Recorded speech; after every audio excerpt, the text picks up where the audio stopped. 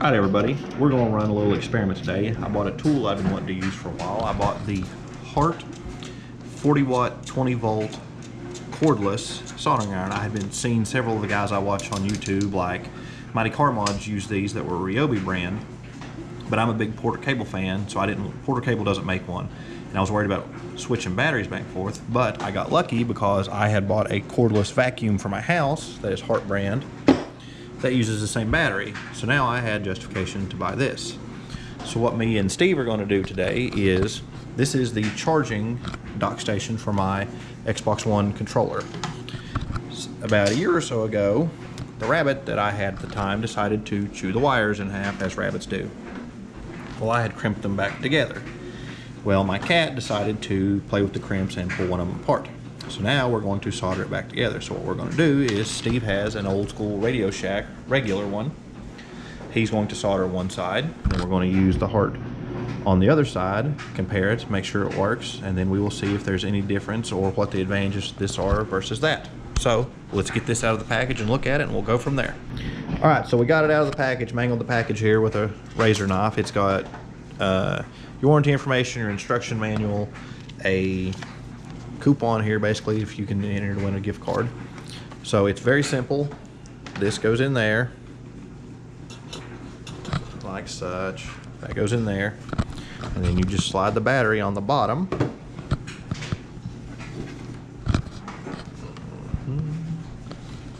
Like this. Just goes in, you'll feel it click. Full battery. So now we turn it on. You can tell it's warming up, and when this changes color, it will be warm. So we will let that warm up, and then Steve's already got his warmed up. So what we're going to do now, one thing to note is we don't know what wattage that is. Steve said he thought it was 25, but he's had it so long he doesn't remember. So that was 25, we think, and this is 40. So this technically has more wattage, so it might get a little hotter or whatever.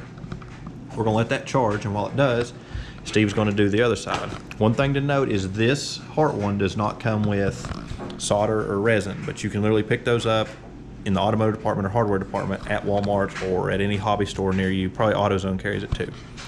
So I'm going to set this down, let Steve do his magic.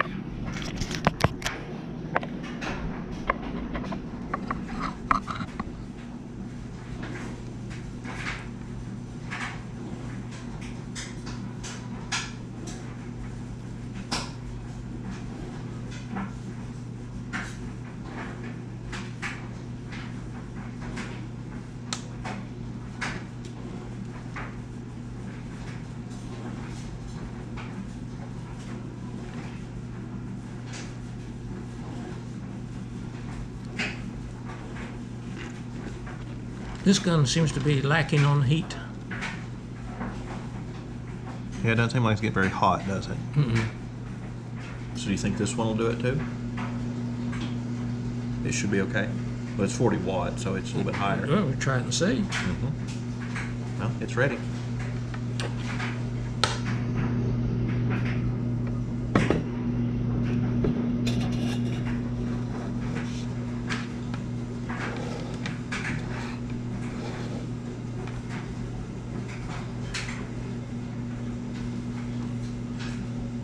Yeah.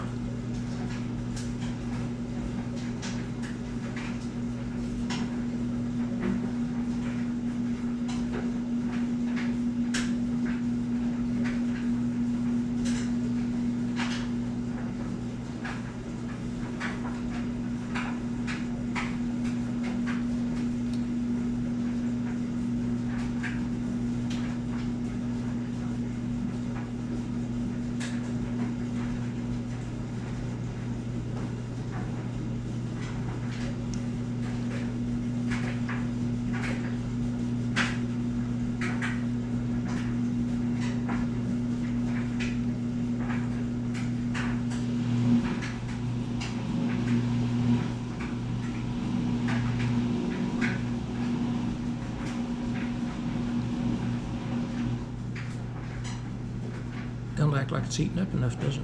Mm-mm.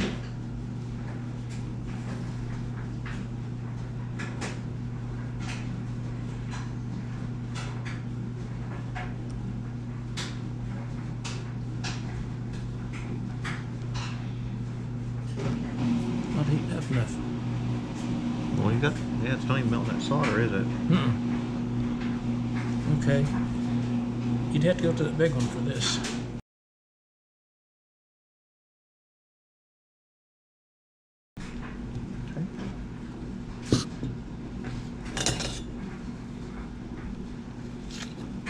You ready? Yep.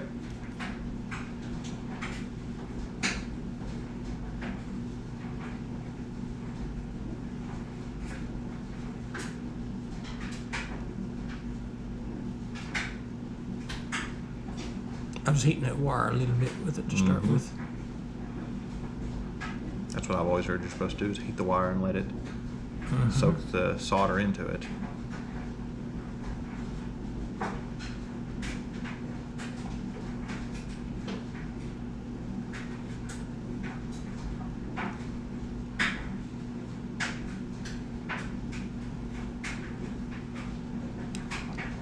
Seems like it's doing a little bit better, doesn't it? It's doing a lot better. So it's just the solder then. We had too big of a solder. How's it look to you? Looks good to me. Well, it just come apart. It's still too hot and you pulled on it. Can you shove it back together in a second? Oh, shove it back together now. I pulled it back together.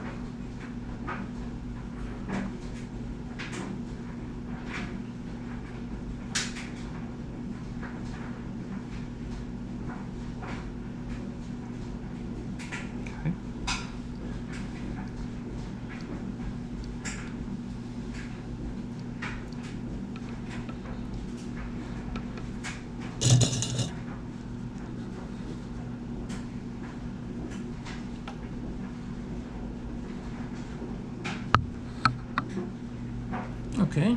Okay.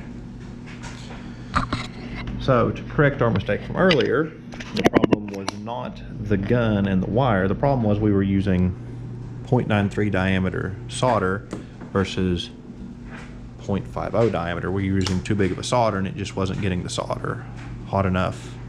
So we went to a smaller solder, and as you can tell, it did actually a pretty good job. So now we are going to put the heat shrink over it, wrap it up, plug it in, and we'll see if it works.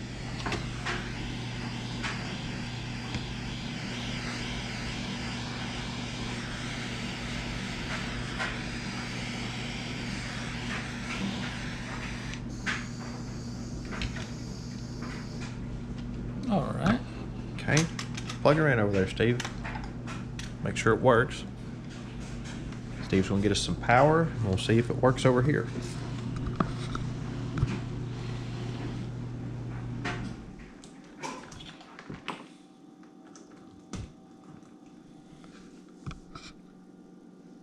Yep, we're charging, so easy repair.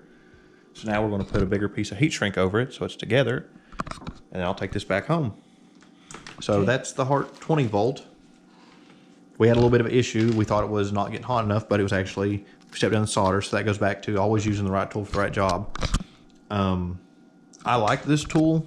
This will be handy if you were working like on a car or something, because then you don't have to worry about extension cords, etc., blah, blah. And the thing I like about this is it has a stand built in. It's where that one has this little kickstand thing and it could easily be knocked over. It's where this one, you could literally pick this whole thing up, take it with you, and when you get done, or if you were done with it for a second, set it to the side, go back to working, and then pick it back up. It's very easy to pick up and transport. It's what I like. Now, the only thing I don't like is if your battery goes dead, or that one, you just plug it in the wall. This one, your battery could go dead, so it'd be better to make sure you have a full battery or a spare battery.